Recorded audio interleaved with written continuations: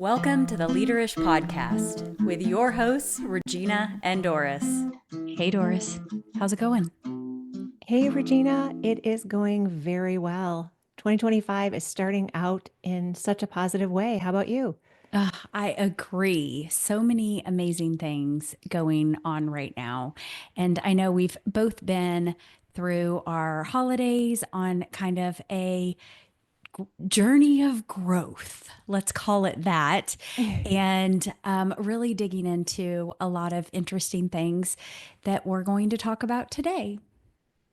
I love it. Yes, one of my favorite topics, mindset, and something that we can all work on. And I know growth mindset is going to be a big part of it, but honestly, mindset in general and shifting our mindsets to a more positive and growth minded, forward thinking way is what we're going to talk about. That's wonderful. And I know you've been reading Carol Dweck's book called Growth Mindset. I've been reading Angela Duckworth's book called Grit. And what we've realized when we're having these conversations is the books intertwine so much. In fact, I know Angela Duckworth mentions Carol's work quite often in her book, several times. The interesting things that we're learning about personal growth and grit and tenacity and growing as a human and in our businesses is a pretty big theme for both of us this year Mhm. as we get started. So I'm excited for us to kind of dig in.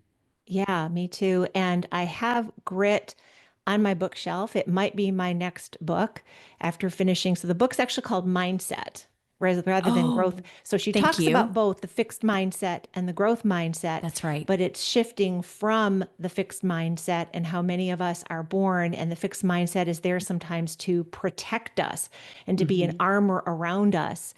And the growth mindset is something that we have to aspire to. It's not something that always comes natural. For some people, it is natural and they grow up with a growth mindset. For Mhm. others, they have to learn how to step into that growth mindset. And the other thing that was very interesting was that we all have a little of both. And sometimes one thing will pop up, a situation will happen in our lives, and all of a sudden that fixed mindset is there, and we can't get over it. And we have to hit pause and try to get to that growth mindset space. Other times it's very natural. That growth mindset is right there, and we want to learn, we want to grow, we want to be challenged, and it can come very natural.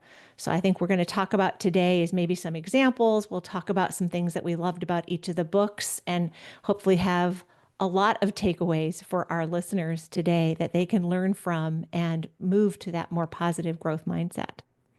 Well, I love that. And the one thing that really resonated to me is that you can learn how to learn. You can learn how to have a growth mindset. And I know Carol kind of lays that out. So we can talk about that a little bit too, especially if you find yourself like me, sometimes having a very fixed mindset and how you can start cultivating that growth mindset. So let's start by defining the two different types of mindset. I think that might be a really great place to start. Yeah, that would be great. In fact, I pulled up an old slide that had a great quick definition of the difference between the two.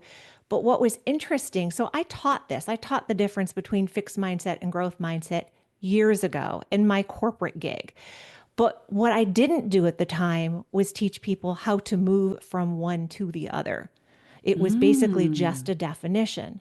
So, fixed mindset is the belief that skills, intellect, and talents are set and unchangeable. So, it's things like I'll stick to what I know. It's fine the way it is. This is a waste of time. It's easier to give up. This work is boring. It's easy for him or her to do it rather than for me. Whereas the growth mindset is the belief that skills, intellect, and talents can be developed through practice and perseverance. I want to learn new things. Is this really my best work? I know this will help me. I'll use another strategy. I'll recognize my weakness. I wonder how they did it. So, a lot of curiosity in the growth mindset. So, that is a quick definition of the two. But what are some things that you learned from grit that maybe either differ from that or add on to those definitions? Well, I think it all really comes together. So, in grit, what we learn is that those who have what people perceive as these extra abilities do so or have those abilities because they have a little bit of talent and that they multiply that talent by effort, which gives them the skill. So you have a little bit of talent, you keep working at it, which increases your skill set. Then you take that skill set, you add effort back in. So you keep going, you keep practicing, and that equals achievement. I think the important thing is talent doesn't equal achievement. You don't become a NBA superstar just because you're talented. You become a superstar, whether that's in sports, whether that's in business, whether that's as a leader, because you put in the effort, you build the skill. Once you have the skill, you continue to put in more effort, which gets you to achievement. That would align very well with the growth mindset. The difference is people who have the fixed mindsets, they are afraid of the effort. They negatively process their talent. They don't see their talent. They don't want to put in the effort to build the skill. Once they have the skill, they don't want to put in the effort to get to achievement.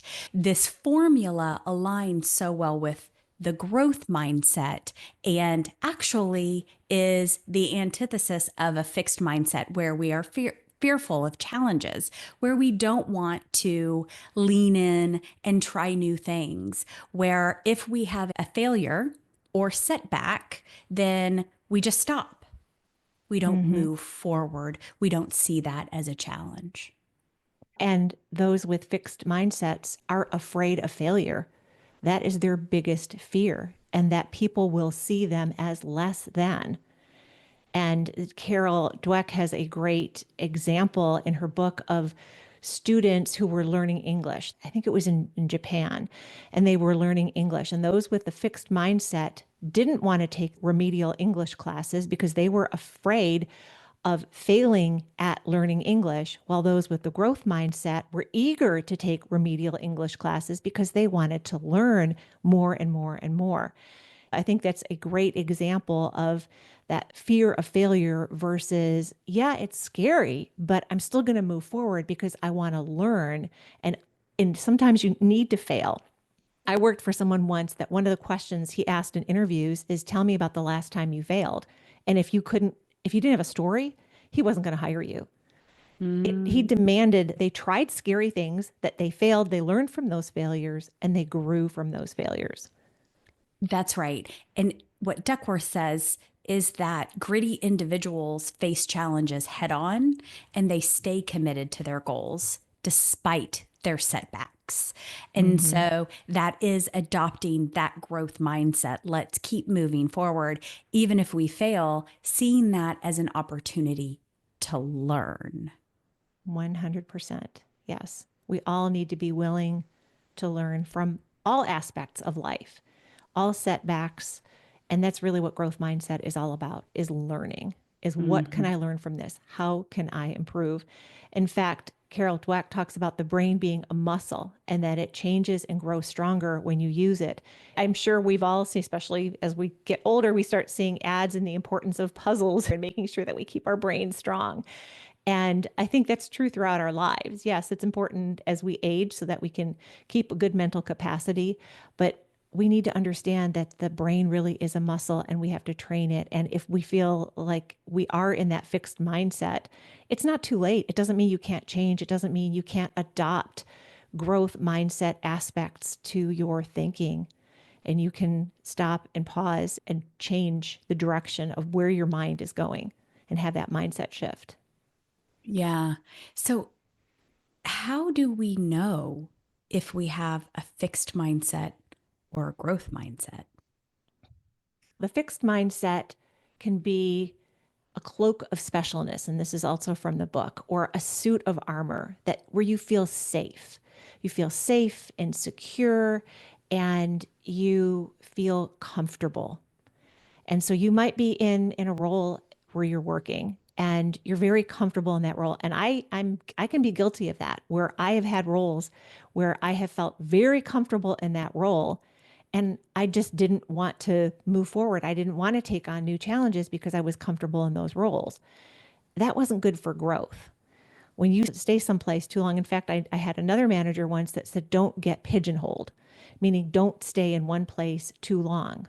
I've heard from other leaders that say you need to change your role every 3 years. If you want to grow as a leader, you need to continue moving and don't be satisfied where you are. So if you feel comfortable and safe, you might be in a fixed mindset. If you're not Well, willing to grow and learn, you might be in a fixed mindset. I've said it many times, and I'm going to say it again here. When you're comfortable, you're not growing. Growth happens when you are uncomfortable. Yes, I agree with Yes. that. So embrace discomfort, I think, Yes, is what I would yes. say if you would like to grow that growth mindset. Mm-hmm. Absolutely. I just want to give a quick analogy, and this is something that I miss greatly, but my husband and I used to go to Whistler, British Columbia every year. We'd go for probably 2 to 3 weeks, and we would be there long enough we could get season passes. And the reason that this story is so attuned to what we're talking about is when you're downhill mountain biking, there are scary things. It's kind of like skiing, except you're doing it on a bike. You're going from the top of a mountain down to the bottom of the mountain and various trails. And there are some rocks and roots and steep hills that you sometimes have to descend. And it can be real scary. And with the right training, and my husband would always be at the bottom of some of these little hills trying to teach me, coach me, train me. And sometimes it would take days or weeks before I would go down a certain hill. But man, when I did it, there was the feeling of euphoria. I can't even explain that feeling of euphoria. And I think I miss going there because of that feeling of euphoria, that scariness, and then going down this mountain, achieving something that you didn't think you could achieve, doing it, and then feeling so good about that. And I think that translates really well into business too, because there are a lot of entrepreneurs, a lot of leaders that just aren't sure how to do these super scary things. But when they do it and they achieve it, or they get that role, they try for that promotion, or they build a business and they do something super scary and it succeeds, the euphoria you feel when overcoming those challenges, nothing compares to that. Wow. What a great story. Also, I think maybe we talked about the whole mountain biking down mountains, like literal mountain biking. But that example was huge, where you were at first afraid, at first, maybe a little bit of a fixed mindset. No, I can't do this. And you switch that mindset to, I can't do this yet, Mm-hmm. and kept working on it. And it is that power of yet, which Carol does talk about. She's got a couple actually TED Talks about it. That power of yet. I'm going to keep learning and practicing. I'm going to continue to allow my husband to coach me through this because I can't do it yet. And I love that's that. the important word there. And I think a big difference between the two is figuring out if your brain says, I can't do it or I can't do it yet. Absolutely. I think that is key. And that's a great definition of grit, too, is I can't do it Absolutely. yet. That's right. How much effort am I willing to put in to get to the point where I am an expert? Is kind of what grit is. It's all about the amount of effort that you put forward to Yes, build the skill, and then the amount of effort that you continue to put forward after you've built the skill. absolutely. Yes. Wow. I think another thing that kind of came to my mind as you were sharing your story is really asking yourself if you avoid challenges or you take them willingly. And that even, again, back into leadership or starting your own business or whatever you're doing in life, how willing are you to take a challenge? Or do you avoid those challenges and play it safe? That's a big difference between the fixed mindset and the growth Hmm. mindset.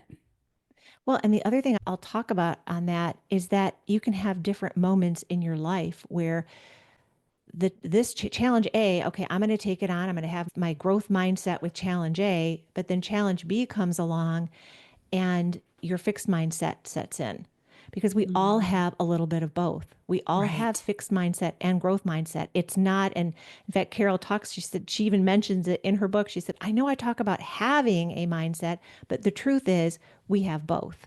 And some of them come into our world and into our minds at different points, depending on maybe it's the level of challenge, maybe it's the level of that I can't do this yet. Maybe we're at that point looking down that mountain saying I can never do that Mhm. versus I can't do that yet. So we haven't quite moved from fixed to growth. Sometimes we look at it differently depending on the situation, where we are in our lives, what we're willing to do from a challenge perspective, and how safe, how comfortable are we in our little suits of armor.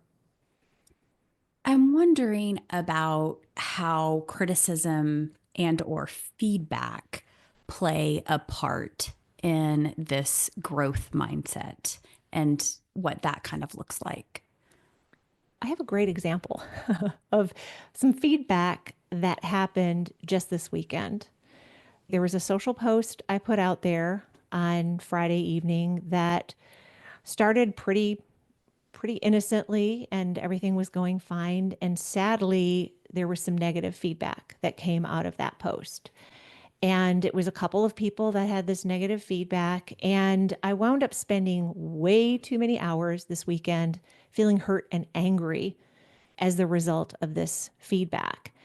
And in fact, it was, as many of you know, this was a beautiful, snowy weekend going out. I spent many hours outside with the dogs, walking them in the snow, and got to use my snowshoes. And I found quite a few minutes of those beautiful walks, I was festering in that feedback and that negativity. And on Sunday, I finally thought, this is a great example of shifting mindsets. I'm going to learn from this. I'm going to move from fixed mindset to growth mindset. And I'm literally going to shift how I feel about this and react differently and take this moment and say, okay, what can I learn from this? And how can I react differently? And how you react to something is obviously something you can control. You can't control the situation. There's nothing that can be done about removing, though, obviously, yes, the post can be removed, but the feelings can't be removed. What I can change is how I react and how I pause and manage that situation. And I recently heard two great examples. One came from Carol Dweck, and another one from a speaker I heard just this morning was giving it a name. And I think we heard this in positive intelligence too, is giving that negative energy a name. And by name, it's literally a name. It could be, maybe it's your middle name. It's still a part of you, but it's not as much of you as your first name. Maybe it's a bully that you knew in junior high school. Maybe it's a made up funny name that you give it, but give it a name and let this name just exist in your life, and imagine that name is now a demon sitting on your shoulder. And when you have that negative energy come in, this example, as I was walking when I should have been enjoying the beauty, if I could imagine, and I still haven't come up with a good name for my negative energy. Let's say it's A. I'll just give it the name A for now.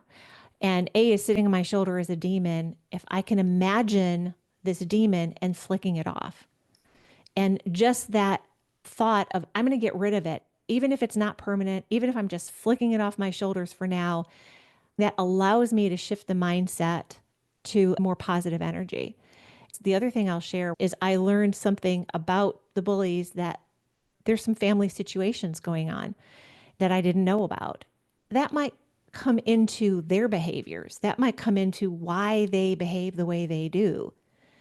And so, if just knowing that and understanding that everyone has that type of persona, it can give me more compassion. It doesn't mean I'm going to like the behavior, but I can Right. have more compassion to the person. Yeah, and I think there's some learning there with negative emotions. There is a biological response that your body has. Your brain is, has multiple parts to it. Your amygdala, which is one of the smallest parts, is where all of your negative emotions live. And what that amygdala does is it hijacks the rest of your brain and it takes over. This tiny almond in the back of your brain hijacks it and completely takes over. And part of this naming that you speak of is your ability to speak directly to your amygdala and get your prefrontal cortex back online. What that does is it helps you move back into the growth mindset because, quite frankly, your amygdala wants you to have a fixed mindset. Your amygdala is there to protect you Yes. from a saber-toothed tiger. But let's face it, feedback on a social media post is no saber-toothed tiger, No, it's but not. your brain reacts in the same way. Mhm. And so, by naming it, by the way, mine's name is General. By naming it, I can say, hey, General, not right now. Yes. I need my productive, creative, thoughtful, empathetic self in this moment. And you're keeping all of that from happening right now. You've hijacked all of my goodness. By the way, you've also hijacked my ability to grow. I love that. And that's a good name too, General. Well, I'll tell you, the general came from I was facilitating, I had developed and facilitated a course, and I was working with another woman, and we were facilitating together. And I'm very much on the times and how long we take and how long we spend on things and being starting on time and finishing on time. And because we had worked so much together, she started calling me general. And what I realized is, and it took me years to realize it, was actually it was my amygdala she was calling general. When I was hijacked and under stress and pressure, when I was in a fixed mindset, that's who and what she was calling general. So, in essence, she was telling me every time I was in a fixed mindset. That's amazing. Mm-hmm. Her name's Dee. That's We still chat every now and then over text messaging and talk from time to time as well. She still calls me General. In fact, I don't think she's called me Regina or Gina in probably about 12 years, maybe more. You said something important there that I think we need to point out to our listeners is that you recognized a trigger. You recognized when it happened. She helped you with that by calling you general, Yes. and it sticks with you because she continues to call you general and she doesn't do it in a derogatory manner She doesn't do it in anymore. a derogatory manner anymore. But at first, it was still something that you recognized that you were doing, and you were able to then switch that mindset from So fixed to growth mind awareness. awareness. And that is something that's very important as we learn to move from fixed to growth mindset. We need to be aware of what our triggers are, what causes us to get stuck, That's what right. causes us to all of a sudden be fearful and not want to move forward. Those are triggers. And that's when you can get the general that's whether maybe I guess it's an almond shaped little demon sitting on your shoulder and flick it off and say, not today, and be able to shift that mindset to the growth mindset and move forward and take on those challenges and be less fearful. Or maybe you're still fearful, but you're going to do it anyway. I Yeah, still was scared to death when I went down some of those mountains, but I did it anyway. that's right. Because you couldn't do it yet. You Right. still were going to get there where you Mhm. could do it. And I wonder, thinking back on Dee and how she called me general, I'm wondering if she made some sort of connection there. Maybe it was subconsciously with, oh, Regina behaves in this way when she's under stress and pressure, otherwise known as my amygdala taking over. So they're having those people around to help draw out that awareness and to share with other people what you're trying to work on, I think is really helpful for us to build our own awareness and identify our own fixed mindsets. Absolutely. And that needs to be that openness to feedback. And I Mm, know a yes. lot of us that if we're working in an organization and we have our 6 month or our annual reviews, people hate those because they don't want the feedback. Mhm. You walk into those with a fixed mindset. I bet 90% of people walk into those reviews with a fixed mindset because they don't want to hear what they think is criticism rather than what can I learn from this? What can I do differently? I want that promotion. So I need to learn from my manager or even their manager or my peers what needs to be worked on so that I can grow and learn from it. So people That's should right. take that growth mindset honestly into those sessions, into those review sessions. And Hmm. even managers who give that feedback, maybe try to draw out that growth mindset first. When you have someone sitting in front of you and you're about to give a review, and maybe there's some hard things you got to talk about in that review, but trying to draw out the growth mindset first Yeah. and trying to or switch the mindset of the person sitting in front of you as a leader and have them understand the difference between the two mindsets and that this is only going to help you grow as a person, as an employee in this organization, make you better and allow you to be better prepared for that promotion that you want. Doris, I love this. And a few good questions for leadership as they're managing these performance reviews. Instead of saying, where did you not succeed or where did you fail this year? Instead, ask, where did you learn? What Mm-hmm. did you learn? What situations put you in a place to learn this year? That is a growth mindset question. Or what challenges this year gave you an opportunity to grow? That's a growth mindset question. A fixed mindset question would be, what challenges did you avoid this Mm-hmm. year? So, asking questions of your team that support growth mindset are huge because it's a reframe in thinking about the work that you've done or the work that you're going to do. Yeah, and we can start with our children. Sometimes we need to ask those types of questions with our children as well, and we can start developing that growth mindset at a very young age because I think some of the challenges with kids is they develop that fixed mindset based on the types of questions or the way that a teacher or a parent acts negatively based on, let's say, bad grades or bad behaviors. And Carol Dweck has a lot of examples with kids. She has lots of examples of young adults and adults as well.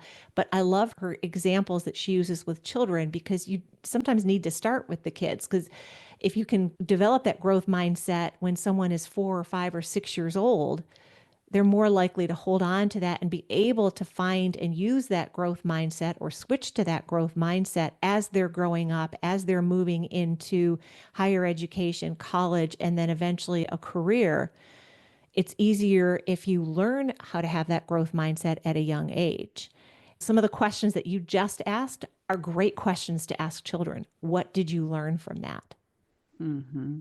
Or what did you learn today? Going around the dinner table and you can have a gratitude session and then have a what did you learn today? And it can be you learned something that wasn't so pleasant, I something love that. that was negative that happened on the schoolyard, or if you don't have kids in the house, what did you learn today just in your job or in your neighborhood or in your friend group? What happened today that you learned? And maybe that's an exercise we should all take on. What did we learn today? You know, part of that, what are we thankful for? What did we learn today? Those would be two great questions that maybe every night we journal the answers to those questions. Yeah, that would be interesting to try with my kids. We always ask them, like, how was school today? And they're like, fine, boring, sucked, whatever, right? But I Fixed wonder, mindset right there. I know, right? And that's what I've been thinking about the whole time we've been talking is that I have got to start cultivating a growth Mm-hmm. mindset in my children. So that was really, really helpful. The other thing is mindset and effort and how they go together. Effort is one of the things that is a common thread between Carol's growth mindset and Angela's grit. And we had talked about how effort increases your skill, a little bit of talent, and then putting in the effort increases your skill. And then you use effort again to get proficient in something. And I think from time to time, I will put in a little bit of effort and decide that I don't want to put in additional effort because it takes too much work. I want to get it quick, but we know that 10,000 hours is what's required to be proficient at a skill. And sometimes we don't want to put in that amount of work or that amount of effort to be proficient. When we look at people with a growth mindset or people with grit, what we see is they view effort as just part of growth. They have to keep putting in the effort in order to grow. I agree with that. Absolutely. I think about even our podcast. And if we had said, well, we only had X number of listeners that the first couple of episodes, well, therefore, clearly it's not working and we want to give up. Oh, no. And I think every podcast starts that way. Every podcast starts with a few listeners, maybe tens of listeners, and then grows. And we're going to keep at this and we're going to have hopefully 10 million downloads at some point in time. Yeah. And if this is helpful for you today, share it with a friend because there is a lot here that we've unpacked around the growth mindset and having grit. If that's helpful for you, I bet it's helpful for one of your friends. And we would love it if you would share this episode with a friend. So you can even pause right now and you can do it right now because there have been so many really good nuggets here. So, Doris, I thought maybe as we're wrapping up, maybe it would be helpful if we just went through a couple actions that you can take right now in order to start building that growth mindset. You want to give a few and I'll give a few too? Yes, I will give a few. I want to give a quote from the book. Okay. And this is actually from the 1960s. So Carol Dweck didn't write this, but I love this quote: becoming is better than being, meaning that you're always working toward something. If you're satisfied where you are today, you're not growing. Going back to you're comfortable. So, in those quick few words, I'll say it again: becoming is better than being. Another nugget from the book is you are not a failure if you experience failure. Failures may hurt, but they don't define you. And if you Wow. can really adopt that and own that failures don't define you, that is a great way to say, I can move from that fixed mindset to that growth mindset. That failure that just happened doesn't define who I am. So I'm going to move on from that, move forward into that growth mindset. That can be helpful. So essentially, you're embracing failure as learning. Absolutely. Yeah, Absolutely. We all fail all the time. But if we don't learn from that failure, we're not growing. that's right. I have a few that I want to add to grow this growth mindset. And I think the first is adopting the language of growth. We talked about the difference in your brain between I can't do this and I can't do this yet. Mm-hmm. And that yet keeps you growing and trying to build that skill and put the effort in so that you can continue to build that skill. And I think the second thing, and I'm going to do three, I think, because the second thing that I wanted to say is set learning goals. So set goals for yourself on what you want to learn. Seek out experiences that will put you in that place, even if those experiences may end up in failure. Go back to Doris's point number two, embrace failure as learning. Yes. And then the third one I'm going to add in is practice self compassion. You're not going to always get it right. It is going to take time. You are going to have to build this new muscle just like any other muscle. You can't expect to change your diet and go to the gym once and be skinny and fit. I mean, I can't. Some people probably can. I can't. So Well, embrace that self compassion.